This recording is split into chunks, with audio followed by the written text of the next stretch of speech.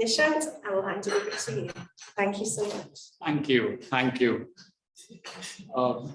I'm told I'm supposed to sit and speak because there are colleagues at on the webinar as well, so please excuse me. I was given a topic to speak on reflections of CEO. So how many of us here want to become a CEO? About half of us, not the remaining half. Okay, I'll tell you this, I always wanted to become a CEO. Everyone in the corporate world wants to. But my own learning after a few years in this role has been that it is, heavy is the head that carries the crown and all that. And that's exactly what happens here. It's a roller coaster. The initial glamour of the role very quickly gets replaced by the weight of the responsibility. You have hundreds of millions of dollars of P&L. You have hundreds of employees. In my case, we have patients, millions of patients across 80 different countries that Cipla sells to, and a reputation to protect because we have an 85-year-old history. My job is to ensure that that legacy carries on. So my first question, and this is a full-time MBA class, I'm told, right? So why don't we have a few questions to this class? What do you think is the role of a CEO? Like there's a finance guy who would do this, production guy, there are general managers, I have country managers who would do the country management. And then what exactly is the role of a person in this role then? Why should this role even exist? Yes, please. I'm Shifra. I'm not sure if this is the right answer, but this is what my interpretation is. I believe it's somebody who has a vision about the main goal of a product for a company and somebody who's supporting those different functions. Obviously, a CEO may not know about each and every function, may have a certain speciality, but what matters is that how he or she can support different departments, uplift them, motivate them, create a culture, create an atmosphere where the goal is productive, it's efficient, and you're able to reach those organizational objectives. So supporting and coordinating, okay, and a vision, starting with the vision, okay. The other reality is that the role of strategy or vision setting is what, 3 days in a year, 5 days in a year? Of course, it's very critical, perhaps the most important 5 days, but then what after that? Then it's execution. Here, please. So I think it's satisfying all stakeholders that you act as an agent, which is looking internally at the business, whilst also the investors and investor relations, looking at long-term sustainable gains, how the revenue is going to come from, how you're going to continue to grow the company. So managing all the stakeholders, similar to in coordinate. Just remember, in a large company like ours, there is a corporate CEO, and then there is a business CEO. I'm not the corporate CEO, I run this business, right? Business president, if you will. And there, some of the investor relations, etc., are not part of the role, right? So then, but every company has it, so there has to be some role for these. I've always thought, what is the value add of this role? And my submission to everyone is this: the daily rigmarole of the business will still happen with or without me. There are enough people who will ensure the products get manufactured, the products get sold. The role then of this level would be to make it move in unthinkable ways. And that's why my first reflection, I'll give you 10 reflections, and these are reflections, not advisors. These are not, this is not quantification, because I'm also learning as we are doing this role. Our business has done reasonably well. It was flattish for the last 6 years, and the last 2-3 years since I've been around, the business has moved significantly. We committed to very high growth, and we delivered 20% growth last year, reported results. We got the best exporter of the country award. So things are looking good for us. Whatever we committed, we delivered. The biggest role then is to have this, my first reflection, is to have this entrepreneurial growth mindset. I have a lot of friends. I come from finance. I was a CFO before I took on the general manager role. I have a lot of friends who are in the investing industry, private equity. And when they buy some company, a large company like us, or my previous company, Procter & Gamble, we would give, okay, 8% growth, 10% growth, 7% growth. But these guys will come and say, can you double in 3 years? Okay, maximum 5 years.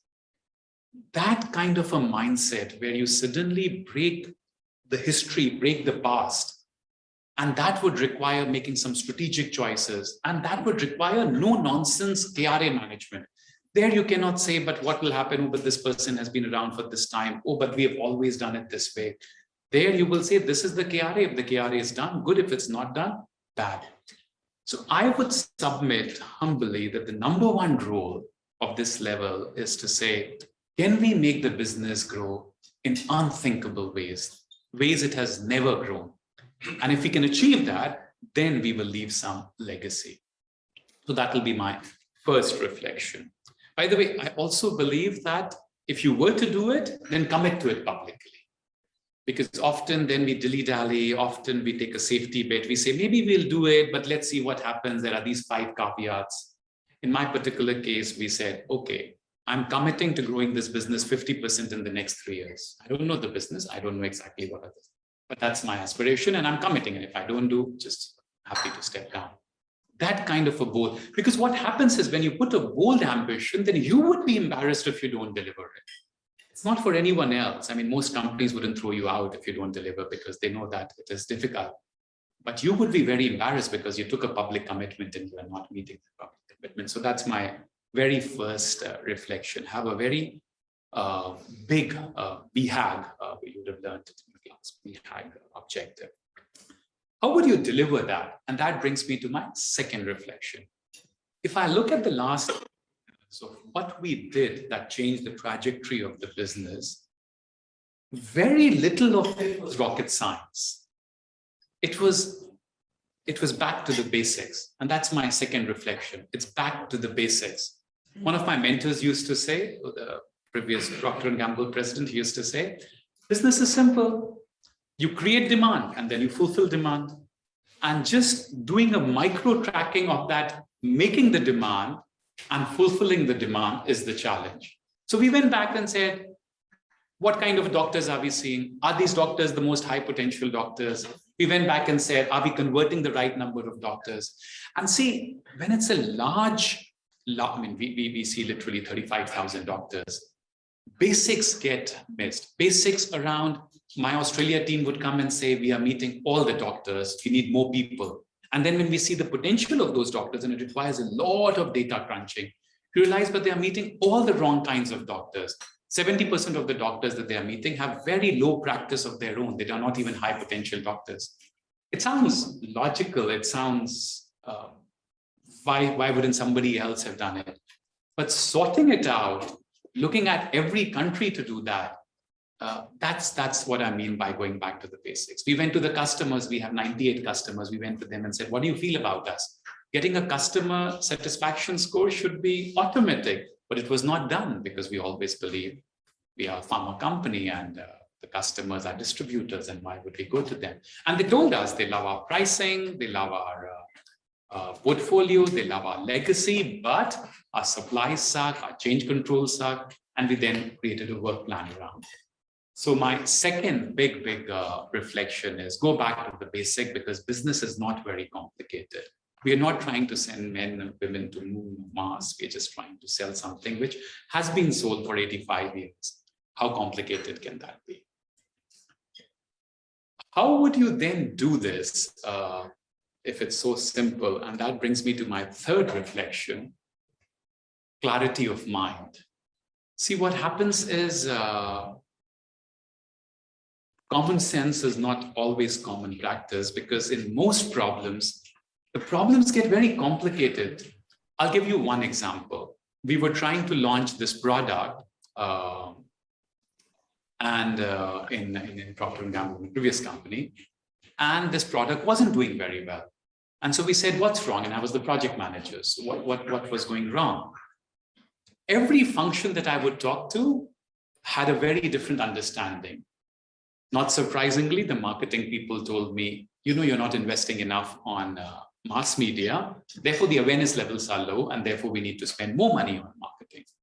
The salespeople said, but my coverage is not higher, coverage is around this %, we need to take it up even more. The quality guys had something else, the manufacturing guys had something else. Everyone had their theory of the problem. And sure enough, all of these problems had some merit in some part of the territory. Maybe this was a problem. Maybe versus ideal, this was not this was not ideal as we had wanted it. So we said, no, this is getting very complicated. Let us go to one province. Let us try to do a full testing and see what is the problem. We found the awareness was 78%, which is not bad. That cannot be the sole reason why your numbers are so behind the booklet. We looked at the coverage. The coverage was in the 80s, not ideal, but not bad for a brand which has just been launched a few months now. We started looking at awareness, trial, the goal setter model, and then we realized that the biggest problem was our repeat was not happening. Why would repeat not be happening? What could be the reason a product wouldn't have repeat?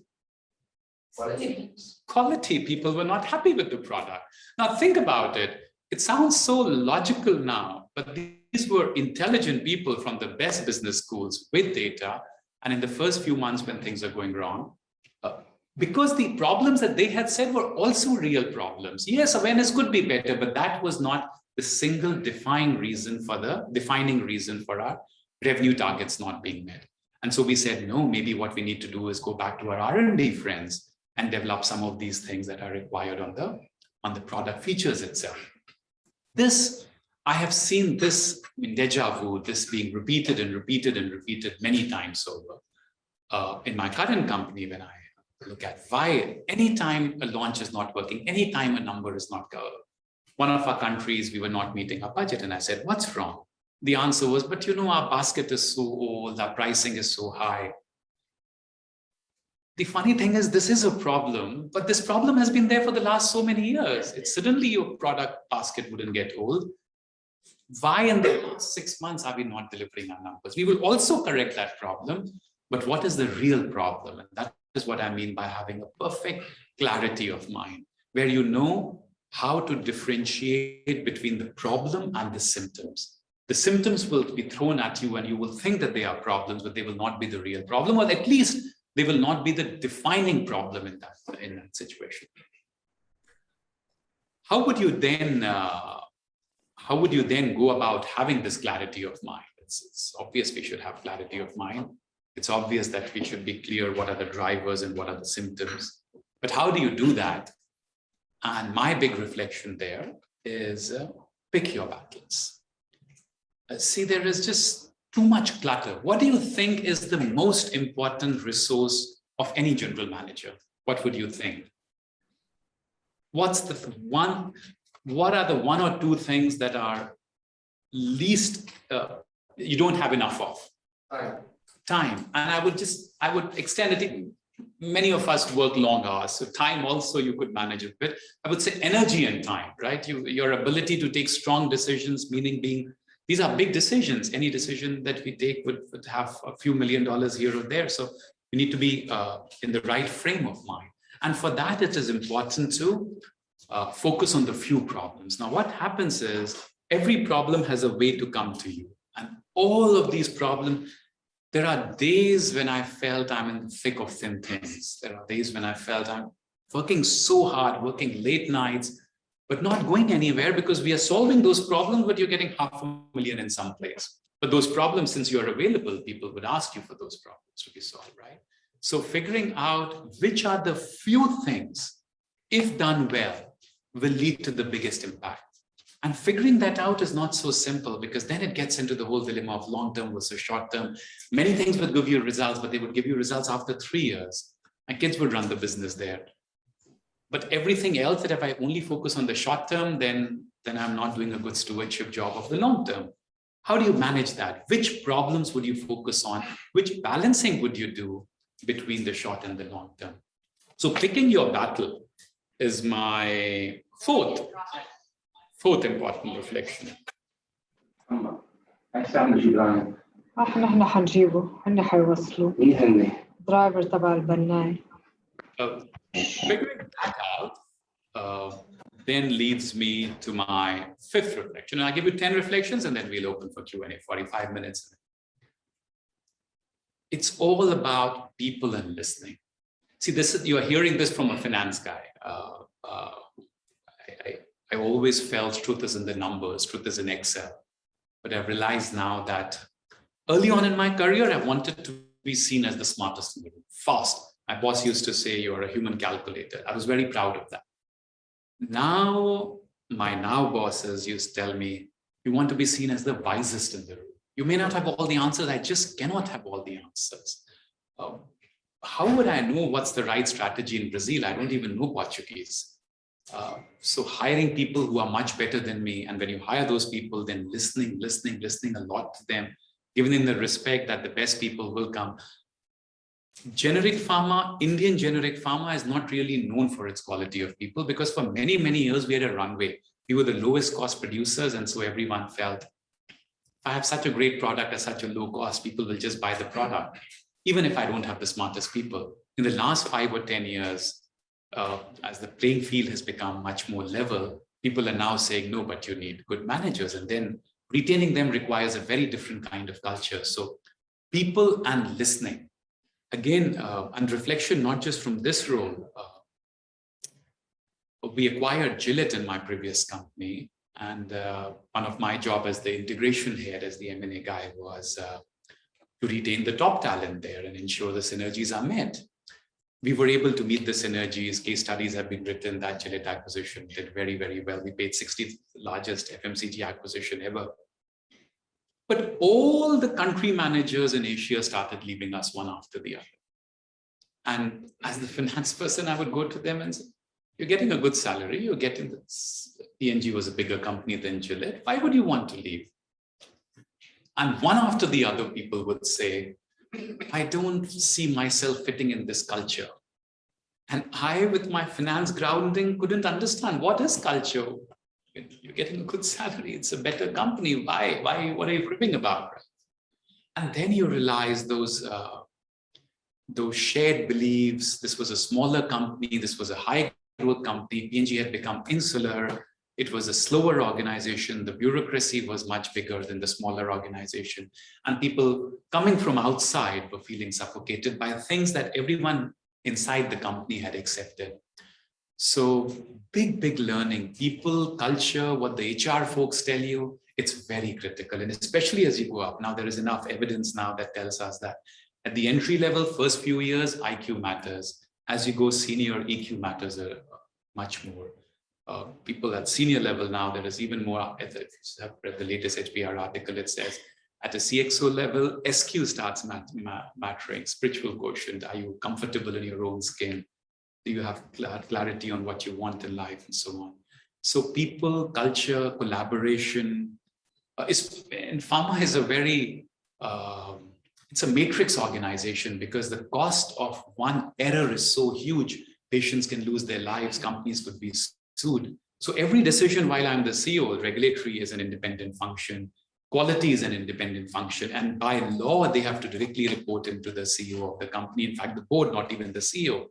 So taking everyone along, and every day when you have to make calls, that collaboration will be the make or break for our business. So that's my fifth recollection.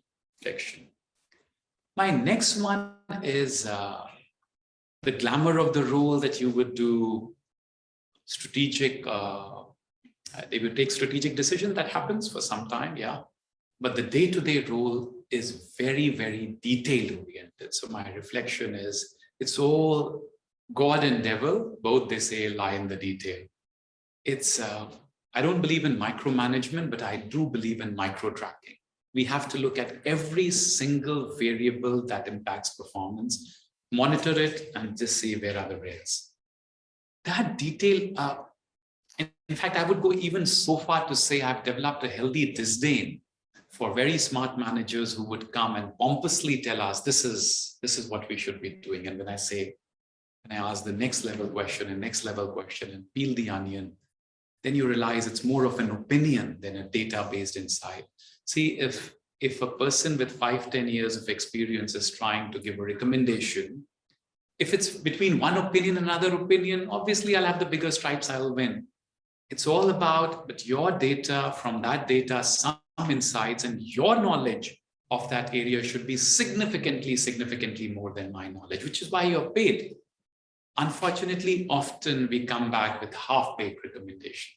I remember one of my former managers, we asked them, we were presenting something, and this guy was presenting something.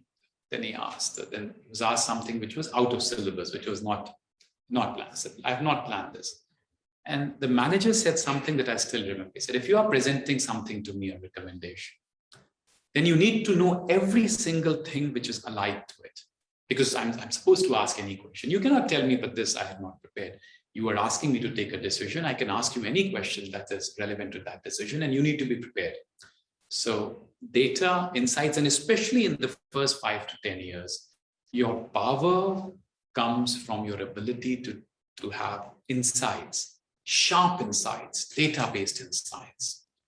One of the reasons I earned whatever stripes I earned in at least 2 organizations was because of my emails that I sent to senior managers. I would do a lot of analysis and all, and those emails hopefully had data-based, very logical recommendations. And then it would get forwarded to somebody else, And that's how people started knowing you. Because otherwise there's so much of hierarchy in a large company. The real decision makers wouldn't even know you, right? When you are early on in your career, your notes, logical, will promote you, will speak for you. So that's my other big recommendation. The 6th reflection. The next one, and that I guess flows from this, if you really want to have so much of detail, then where is the time? That is unboss. I learned this from the Novartis CEO, the guy who's running Novartis today, one of the largest companies in the world. And he says, how do you run this? It has become a slow organization. And he has come out with this big thing of unbossing. Decisions should not go to the top. So we have also tried to learn from, by the way, in your career, search and reapply shamelessly. It doesn't matter at all. Somebody is doing a good job. We are not R&D scientists over here. Even our R&D, they call themselves commercial scientists, right? So our job is to just ensure the best outcome. If it has already been done somewhere else, why not? So we have also started to say that the rep is the person, the medical representative is the person who's actually selling. Everyone else, and my job is to be a resource to that person. It's not as easy because over time, bureaucracy forms, power centers form, and power centers not in the bad sense, power centers meaning decision centers. And so how do you ensure decision-making also gets delegated down? And it's not that easy because especially when 5 functions are involved, commercially, I can still do it. So the way to do that is to have very clear decision rights. This much, this person can do. And only beyond this, it comes to us. And you suddenly realize all the clutter gets solved there. In our kind of an organization, especially the kind of team I run, if it was one country I was running, it was still easy because I know about that country. I'm physically based in this country. But in 80 countries where I have about 15, 20 countries where I have a full team and a country manager, the CEO of the country, then a region head, what's the value add I will bring? And often, and this is very critical, often managers in trying to add value, they would give their input, which will perhaps improve the reco by 5%, but reduce the ownership sense by 50%. The person initially felt this was that person's reco, but now suddenly it becomes your reco. So I've tried a lot to unboss. It's not easy. Commercially, you could still do it. Functions become a little more difficult. That's where we should try to go. I think the HO's role is to provide a great brand name. Cipla has a great reputation, provide strong products because supply happens in the mothership. And then after that, empower people. It's their job to get it done. If you were to really start this level of unbossing, then my next reflection is you also need some ground rules. My 3 big ground rules are, first is accountability. Leadership is just one word, results. I've often wondered when I was a middle manager, I always used to wonder that action happens at the lower level. Policy making happens at the senior level. So what do middle managers do? Why should you have a middle manager layer? Because the decision making is higher and action is lower. Because middle managers would take accountability. Often junior managers will say, I've done my job. If it did not result in results, then what can I do? Somebody has to say, no, if it is to be, it is up to me, it's up to me, it will be. So one of the things that everyone in my team knows is bad results plus good excuse is still not equal to good results. Excuses meaning genuine excuses. Nobody comes at senior levels and gives, my dog ate the homework, nothing like that. But they will still give you a very genuine excuse. But what do I do with an excuse? I was pushing the wall, I'm tired, but the wall didn't move. You're paid to move the wall, right? So in fact, we had in a similar forum, I do this lunch and learn session with my top 200. And we invited one of our bosses in P&G before. And he had a rule which he shared in front of this whole audience. He said, my standard rule is, if you have not met your numbers at the end of the year, and now you're coming for the year-end appraisal, come to me with your resignation. Then leave it to me whether I'll accept that resignation or not. Now, can you imagine a large company like Procter & Gamble actually following this? Somebody asked him, is this a statement of intent? Is this a statement of a culture you want to set, or you actually implement it? He says, no, I actually implement it. People who have not met their numbers 4 quarters in a row, meaning 1 year in a row, would come to me with their resignation, and then it's my job to accept or reject. That level of it. I remember one of our other bosses, the person who was in my role at that time, that person didn't deliver the results. And that person, we were in this meeting, and this person told that guy, the big boss, the president, that I have not met my numbers. And you know the response of that person? He said, you betrayed me. Like, numbers not coming is not just, sorry, boss, it happens, but it is a betrayal. And it's a Fortune 50 company, right? So that level of accountability, and there are businesses which won't perform, and that's fine. But then they would come, like one of our countries, Sri Lanka, it was not doing. I really respected the country manager. And I said, tell me, what is the problem according to you? And he said, look, these are the 7 ways things we are screwing up. I said, if I give you all these 7, would it change? And he says, yes, I will change, but I will need 6 to 9 months because business just, I said, fine, you'll have all those 7 things. My functional leaders, well, this business is not doing your investing. I said, we trust in this person, let's do it. And we told the person, if it doesn't happen, you lose your jobs. Yes. And the business has suddenly, from a negative growth of -3, it's now 12% growth. And this year, again, 12% growth. It has suddenly come back to the right numbers. So you give, when things are not happening, then at least you expect the manager to come and say, this is the problem according to me, and this is my recommendation. And I will own up. I'll own up to if it doesn't happen. The other big ground rule is compliance. So some ground rules, compliance. It is taking shortcuts in pharma, but in life in general, I think it's just a very stupid idea. Because you know, one of my bosses, he's now the global CEO of Levi's, the jeans company. And he used to say, I was in finance then, and he used to say, Nishant, you have to ensure everyone is honest and there's no wishy-washy thing happening over here. And I said, how critical is it, right? Because the more you put control, then of course, see, the obviously wrong things will never get done. The obviously good things will always get done. But then what about the gray areas, right? And now the more controls you put, the safer you are, but then slower is the decision making. And where do you draw the line? And then he said, over a beer, he said, tell me if I don't deliver my numbers. Let's say we had given a target of Asia growing 10% and it grows 8% or it doesn't grow. What will happen to the stock price? So maybe the share price will go down 2%, 3%, our weight on the global numbers. He said, if a fraud is captured within Asia, what do you think will happen? And this was the time of Sarbanes-Oxley, WorldCom and all that. And I said, look at these two, Enron and this, the stock price was $79, it became $2. The cost of a fraud is 2 things happen. Your company is completely discarded by the people you're trying to impress. It's not 5 or 10% reduction in stock value, it's 98% reduction in stock value. And careers are destroyed. Nobody will now touch, at that time, Enron said, if you have a case against you on sexual harassment, for example, nobody will touch you. You may be the best manager.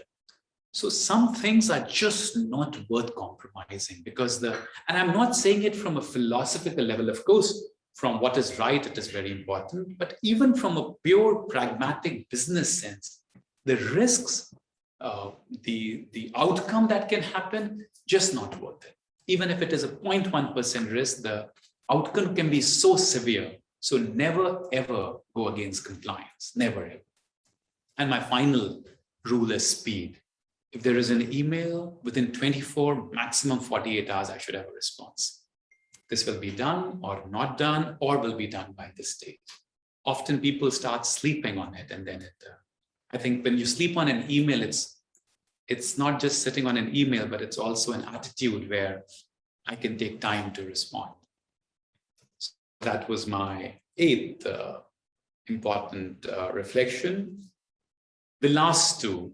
So if we are going to unboss and empower everyone, then what's the role of the CEO other than the strategy and collaboration?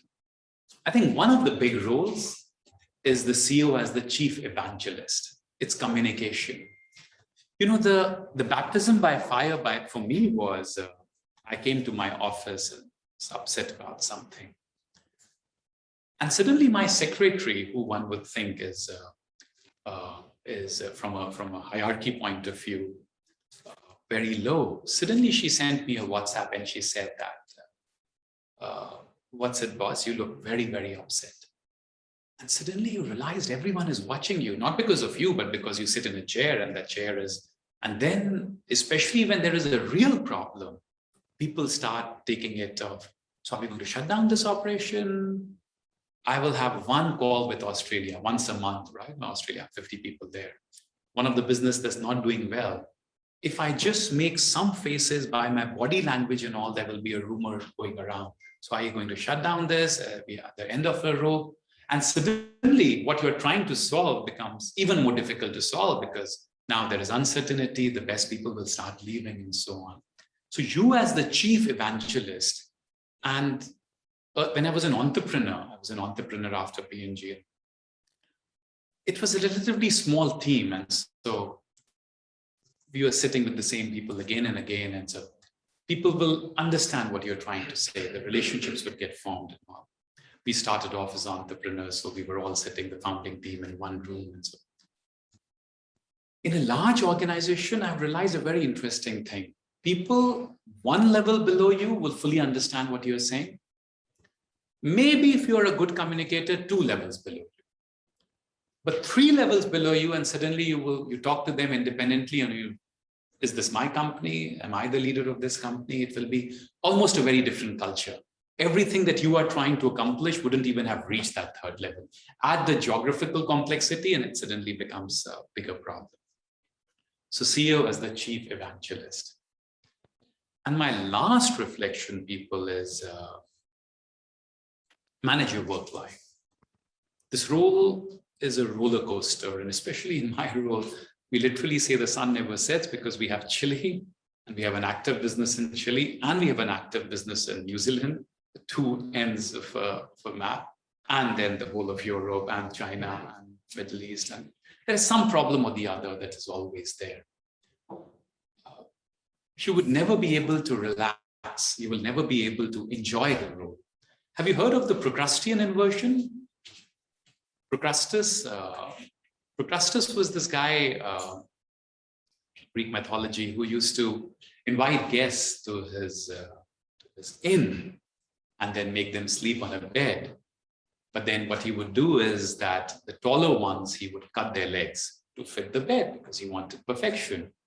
And the shorter ones, he would stretch again to fit the bed. Perfection.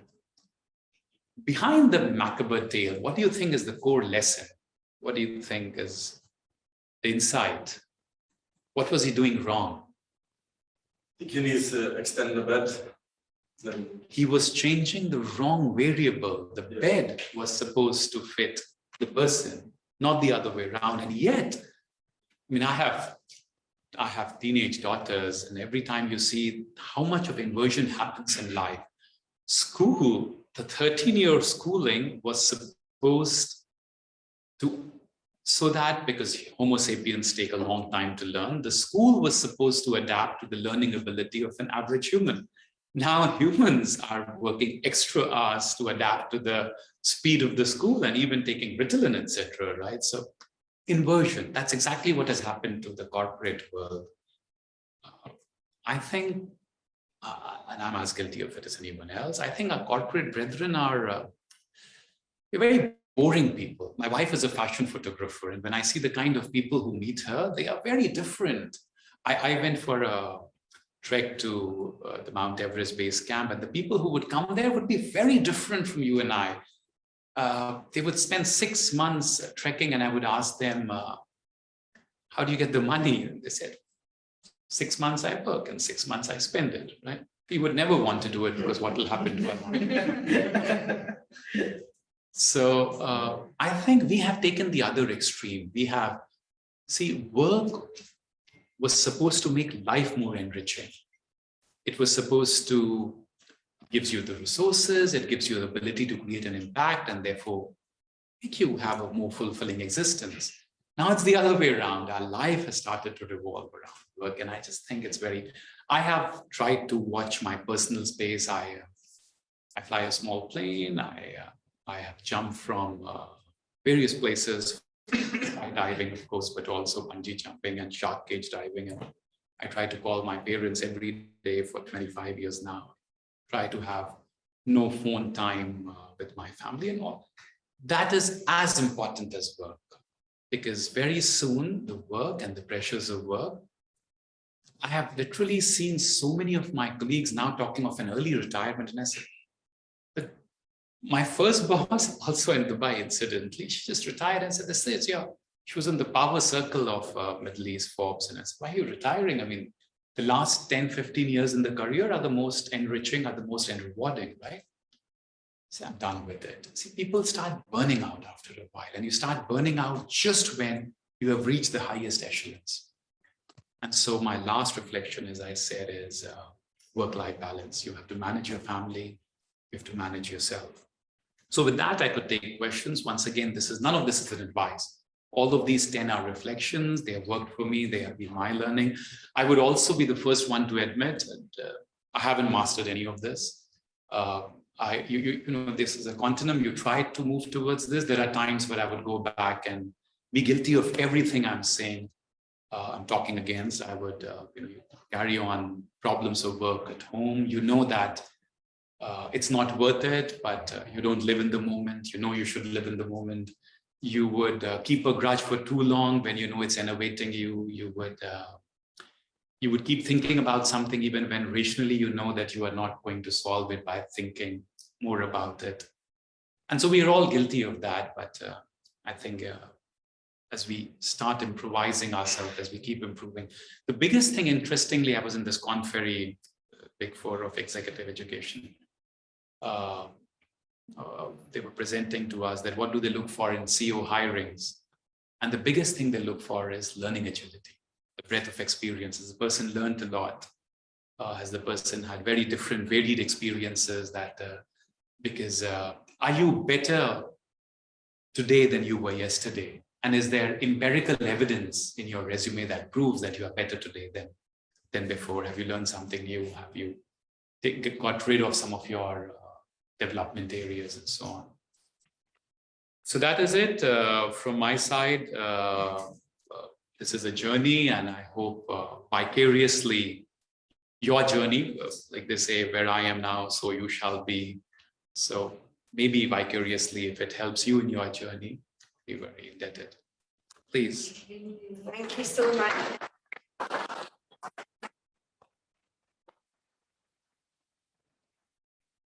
Thank you so much. If anybody has any questions for Nishant, please, and also Gentlemen, the attendees online, you can put in the chat box as well. Thank you. The gentleman, yeah, please. Sorry, just run through the recap real quick. Oh, sure. Yeah, I have it right here. My memory is not as sharp as it used to be. So first, entrepreneurial growth mindset. Second, go back to basics. We could put it up somewhere, share it with you. Third, clarity of mind. Fourth, pick your battles. Fifth, people, listening, collaboration. Sixth, detail orientation. Seventh, unboss. Eighth, clear ground rules, accountability, compliance, etc. Ninth, CEO as Chief Evangelist, communicate. And 10th, manage self, manage family, work-life balance. Thank you. Please. Yes, please. Hi, Nishant, I'm Shukra. So thank you so much for sharing the experiences. I want to first of all congratulate for all your achievements, including the CFO of the Year Award, and also coming from the IM background. It's really interesting and very inspiring to see your profile. It's funny how you talked about skydiving first, because I just did that 2 days ago in Entrepreneurial. So I was I could relate to when you were talking about living the moment and living the whole life. I have two questions for you. One is about yourself and one is about the company. So the first question is, what led you to the path of the CEO? Because the very first question you asked from each one of us was, how many of us want to be the CEO? And you moving from P&G to Cipla, which is pharmaceutical side of it, what led you to that? Like, what's your passion there, is a particular interest, and what was that journey path? You know, what motivated you to get to that point, and now that you are at that pedestal? And my second question for you is, because Cipla was originated in Mumbai, in India, and a lot of the revenue comes from India, quite heavily dependent on that. I understand it's in 80 countries at the moment, and you being on the international market sector. What is it that you're doing currently to, you know, get your revenue out there from a penetration point of view, so you can move away from that Indian segment? Of course, it's there, it's doing good, it's running business, but you know what I mean from the other international perspective. So the second one is easier. For most companies, the issue when you have a large home country in a developing emerging market is the exchange rate. So our corporate head the CEO keeps telling us that the Indian rupees crore revenues are increasing and increasing, but the dollar revenues are there because the exchange rate has moved from 67 to now 65. And he keeps saying it is our responsibility, the international market guys, to grow the revenues in dollars and also take the legacy forward. If we are so strong, one of the top 3 in India, why shouldn't we aspire to be top 3 in the world? And it's an open playing field because we are still very, very small. So in India, you could grow 10, 15%, but here you could literally double, triple, because acquisitions, organic, the opportunity is huge. So I think the big expectation from us in international market is become the third leg of the stool, try to get one more high growth engine. Personally for me, and this is where one of my advice to younger people is career is partly what you plan and partly what happens. And so don't overthink about life.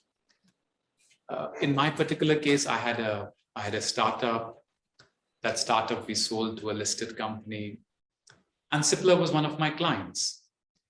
And when I sold, and I had to do the combined role for 1 year. After that, I was done with the combined company, and they said Cipla was looking to expand outside. They said, "Why don't you want to join us?" I had no idea about pharma, but if you want to get into pharma, one of the highest paying sectors, then you start coming. If you have not done pharma, you come from a functional background, because starting to for commercial, you don't know molecules, you don't know the regulation. So I joined in finance because it was one of the clients, I knew them, so on. Why general management path? And this is a little controversial, I'll say it nevertheless. When I was the CFO, and I was a reasonably strong CFO, your role ends after giving a recommendation. You may be very smart, but at the end, I was giving a recommendation, and then the final decision was done by the general manager, right?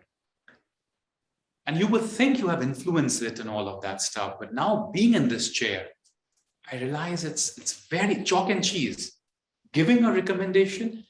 In fact, one of the biggest things I have to develop is my mind still thinks from the point of view of recommendation.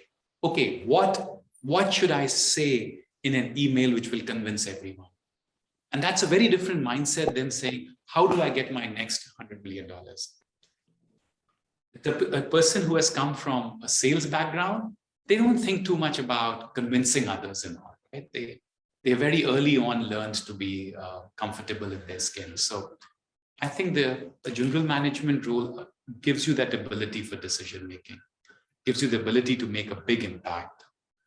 Obviously is also the next step in the career, but you have to be very careful if that is what you want, because your stress levels will. The joke in PNG was our CFOs were paid about 30% of a CEO, roughly. But the stress level was just so much more that the average tenure of a CEO was 5 years. Most CEOs after 5 years would either retire or ask to leave, right? Because you don't deliver. The funny thing is the average tenure of a CFO was 17 years. Because if the business does well, then everyone joins in the benefit. The CFO was also important, the CEO is also important. And if the business doesn't do well, the poor CEO loses his job or her job. But you need the CFO to turn the business around. You need the person to tell you where the problem is. So the statistics were 17 years tenure of this versus this. And so 30% typically pays off. Now you make your own corporate call. Yeah, there was a question there. Yeah. Good, okay. Do we have any questions online? If anyone would like to unmute themselves, you can ask Nishant. I've asked them to type or unmute themselves. Yes, unmute. please. Please. Okay, sure. I saw something pop up online there, but I can go ahead. So also 2 questions. You spoke earlier, okay? We've got a colleague who actually worked at Novartis. So it was through one of the group projects that he mentioned this unbossed culture, which seemed very foreign. Like, you need a boss, so why are you unbossing him, right? But he explained the concept really well, and I kind of bought into it as well. But from what you were mentioning in terms of unbossing and your role in your personal experience, how did you find the trust to delegate the important decisions? Because I guess that really needs you to be comfortable with the person you're leaving to make the decision, because either way, that will come back and reflect on you. So it still reflects on you, your decision making, because you trusted someone to make the decision. Yes, yes. And that's the first question.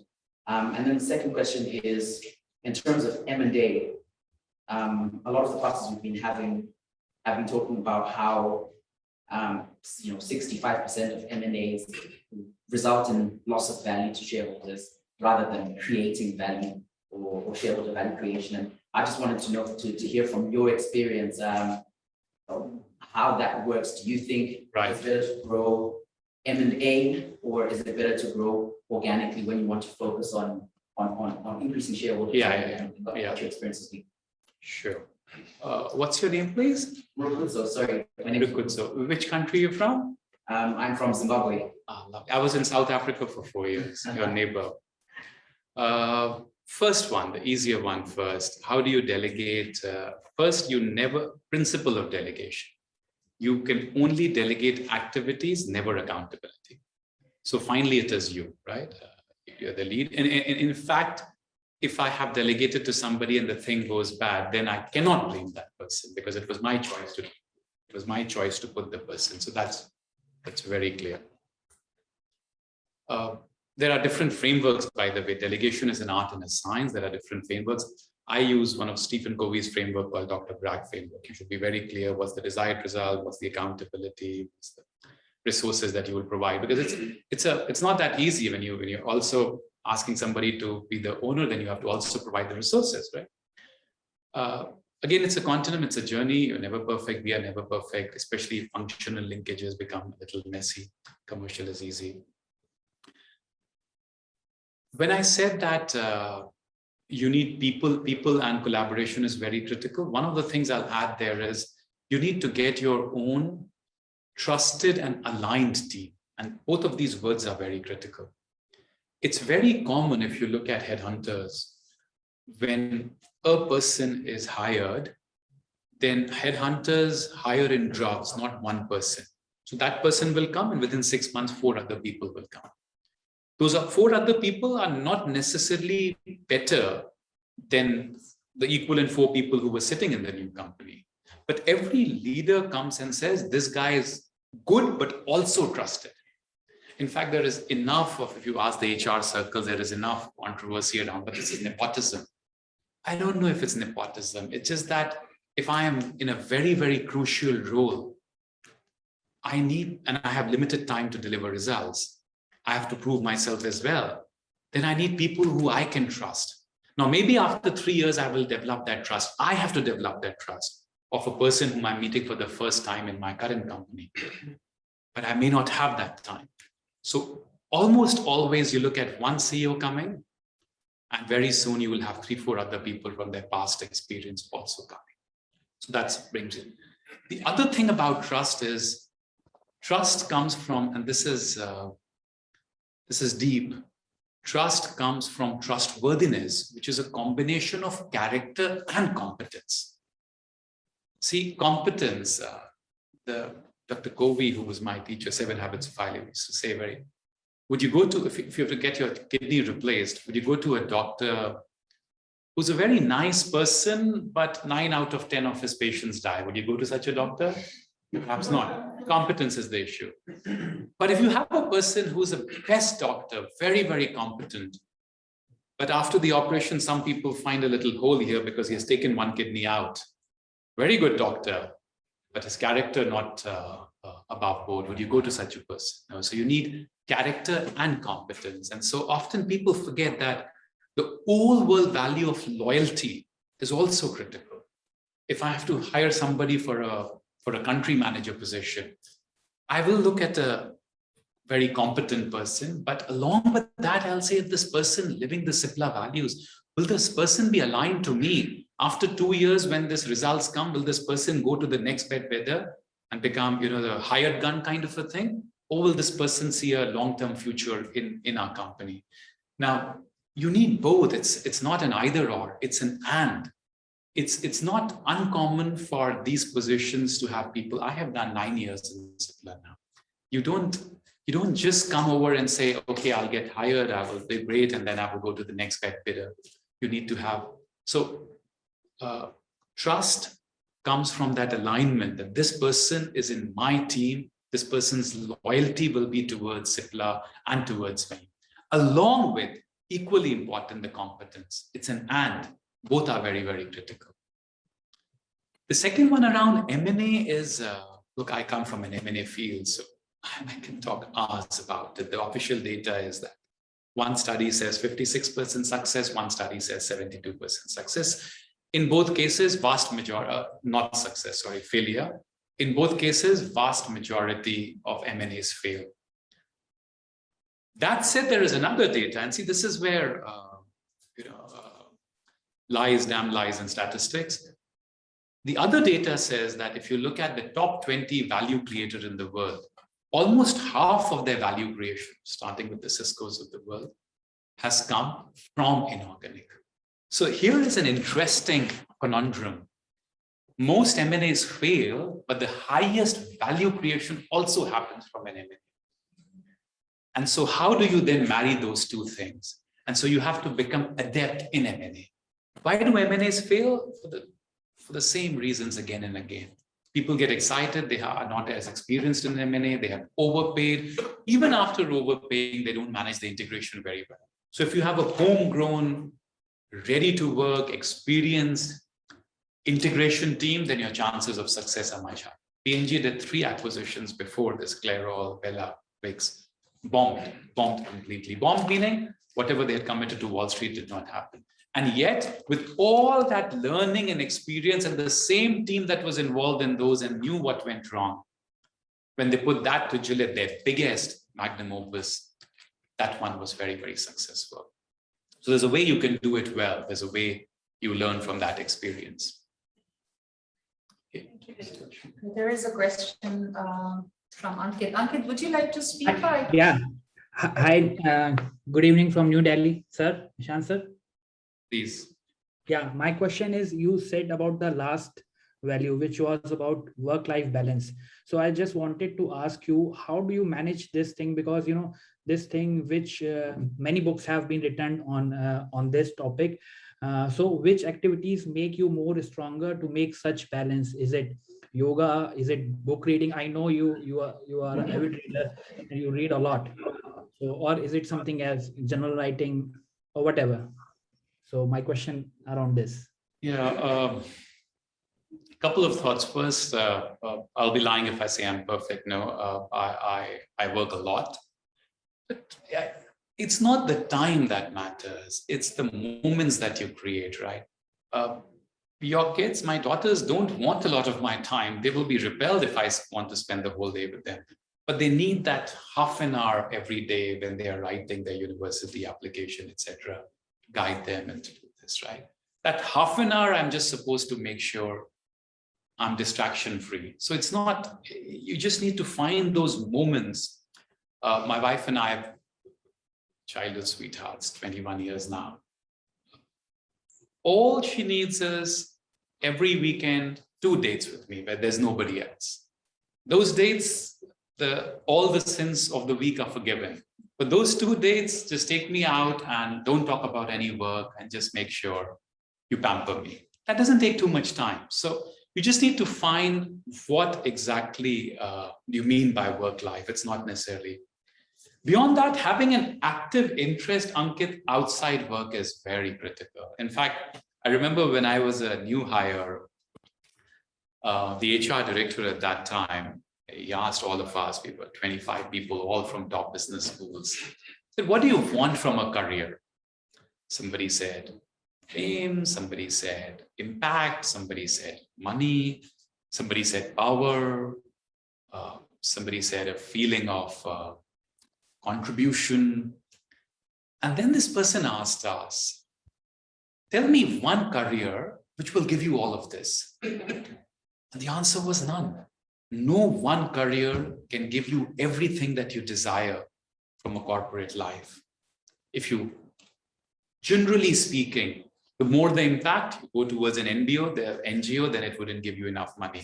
Generally speaking, I mean, I love doing this, but they don't pay professors enough. What do you do then, right? And you also want, like my cars as well. How do you do both?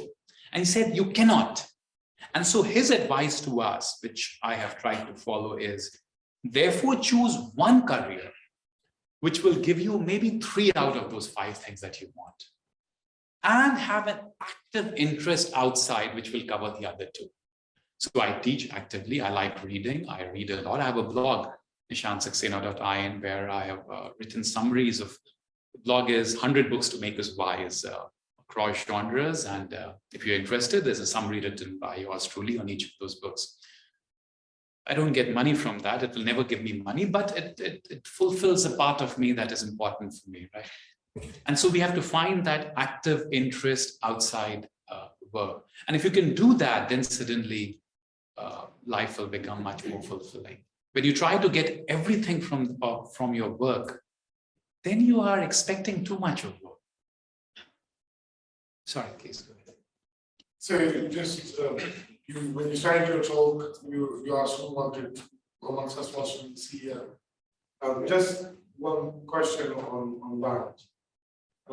Is for aspiring CEOs, and when you're selecting, maybe, when you're delegating or whatever, what do you prefer, a generalist or a specialist? Question number 2, you said that you came from background. Right? CFOs normally are known to be starting the conversation with a no. Yeah. Whereas CEOs are more optimistic and they are go-getters. So how you striking that balance between? Yeah. The right answer is there is no Uber profile that would fit all roles. In fact, I'm glad you asked that. What's your name, please? Harsh. One of my biggest learning is people are fit for a role. Don't try to put a square peg in a round hole. The square peg is beautiful, will do very well in a square hole. What you need in one particular place is a round hole, and there you need a round peg. Just having the wisdom to figure out who would work where, That is the skill set you need. There was an article, this is a beautiful article, you should read it. It was an HBR article. It was around General Electric. Now General Electric is not doing as well in the last 5 years, but there was a time when I was younger, then General Electric was supposed to be the best company in the world in many senses. It was called the CEO factory. Many people who were presidents in General Electric who did not become the CEO of General Electric ended up becoming the CEO of other companies in corporate America. So what this article did was it looked at the career trajectory of 23 or 25 such people who were top performers in General Electric, were considered for the CEO of General Electric position, were the president of a large $5-10 billion business within General Electric. And now they were looking out because they had missed that unroll, and they became the CEOs of corporate CEOs of other large companies, Home Depot, 3M, etc. Out of those 23 people, when this author looked at the results of those companies where they became CEOs, they were top performers from one of the world's best companies. Only 3 were successful. 20 were a failure, top performers in a different context. And then this person tried to understand what went wrong. They said, your success is also a result of your context. So this person was a great cost cutter, and this role demanded cost cutting. And now the role demands much more innovation, and the same person will not be as successful. This person was successful because of great networks he or she had built within General Electric. In absence of that network, the same person, top performer there, wouldn't be as top performer here, and so on. So now the question I ask is, what are the skill sets that are relevant for that role? We have, if you will, 20 CEOs under me, maybe CEOs of a country, Morocco CEO, Colombia CEO, Europe CEO, Spain CEO, and so on. Every role requires a very different mindset. The guy who has to run Middle East, with all the uncertainties and the volatility of an Iran and an Iraq and a Yemen, is a very different profile from the person who has to run Europe. Both equally similar size businesses. One would be a big hit there and not here. So choose people based on the context, which then puts pressure back on us to define the context, to define what's really required for success. Thank you very much. Thank you very much, Nishant. Most insightful. Thank you so much for coming today. Just before we finish, I would like to invite my friend William Walsh to the front. William is going to advise on our 15th anniversary social responsibility initiatives. Absolutely. Thank you very much, everyone, for being here this evening, and thank you very much, Mr. Nishant, for this very inspiring talk. As some of you may know, this is actually the 15th year anniversary of the University of Manchester Middle East Centre, which was set up back in 2006 by our founding director, Randa Vizisa, who's with us this evening as well. So it's very important for the University of Manchester to actually further social responsibility initiatives and sort of community engagement as well.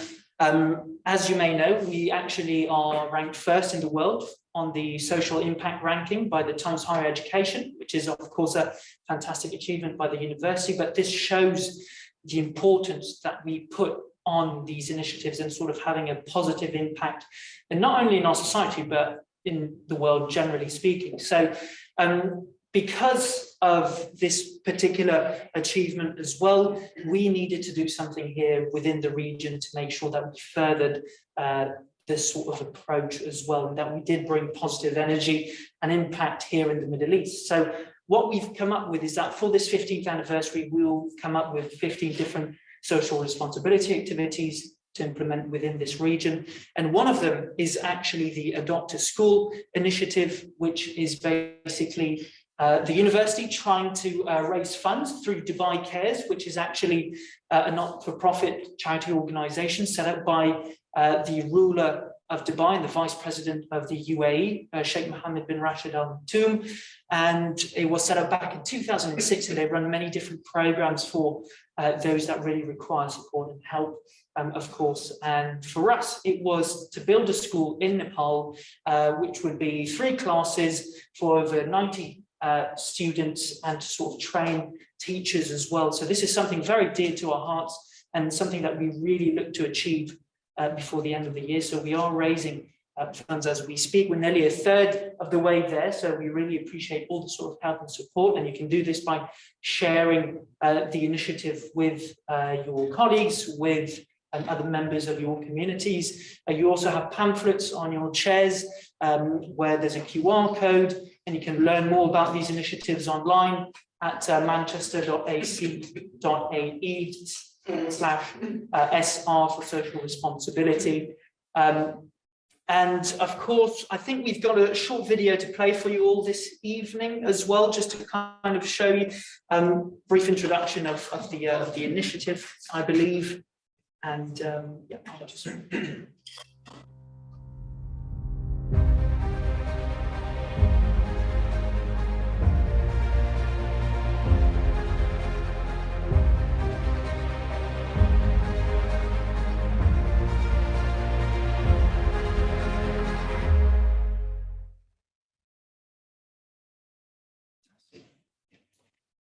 so yes, this is something that we are trying to achieve before the end of the year, hopefully to celebrate the 15th year anniversary. So we really appreciate all the support that we can get, of course. And for those of you who don't know, just to clarify about the Times Higher Education ranking, because it is still important. I know a lot of you come from the UK as well, or full-time students. So this is based on the 17 UN Sustainable Development Goals that have been put into place as a call to action to face the great pressures and sort of opportunities and challenges that humanity and the natural world is facing. And so the University of Manchester has done extremely well in sort of providing that impact around the world. And so we're trying to reflect that through some of these initiatives, and especially through this Adopt a School initiative, which is the major one that we've put into place this year. So we really appreciate all the support that we can get. And yeah, with that being said, I hope that you've enjoyed this evening, and I'd really like to thank once again Mr. Nishant for being with us, and I hope that you've taken a lot away from it. And if you have any questions, the team will be here after the session as well to answer. You have a flight to catch.